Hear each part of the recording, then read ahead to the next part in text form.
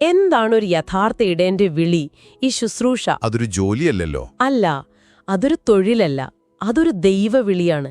അതിന് ത്യാഗം വേണം, താഴ്മ വേണം, ദൈവത്തിൽ പൂർണ്ണമായി സമർപ്പിക്കണം. തീർച്ചയായും. നമ്മുടെ കർത്താവായ യേശുക്രിസ്തുവിനെ നോക്കൂ. നല്ല ഇടയൻ, യോഹന്നാൻ 10-ാം അധ്യായത്തിൽ പറയുന്നത് പോലെ. എന്നാൽ ആടുകൾക്ക് വേണ്ടി ജീവൻ കൊടുത്തവൻ. അതെ, ദാരിദ്ര്യത്തിലും വിശുദ്ധിയിലും പിതാവിന് പൂർണ്ണമായി കീഴ്പ്പെട്ടും ജീവിച്ചവൻ. എന്നാൽ ഇന്ന് പലരും ഇതിനെ ഒരു എളുപ്പവഴിയായി കാണുന്നുണ്ടോ?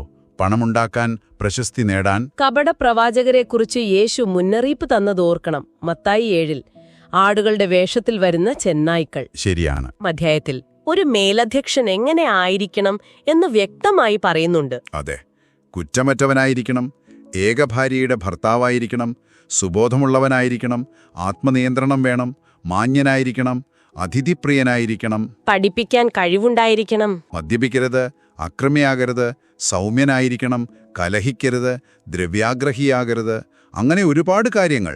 അതുപോലെ അദ്ദേഹം സ്വന്തം കൈകൊണ്ട് അധ്വാനിച്ച് ശുശ്രൂഷ ചെയ്തു, അല്ലേ? അപ്പോസ്തല പ്രവർത്തികൾ 18-ൽ പറയുന്നുണ്ട്. അതെ, തെസലോണിക്കരോടും പറയുന്നുണ്ട്, ആർക്കും ഭാരമാകാതിരിക്കാനാണ് അധ്വാനിച്ചത് എന്ന്.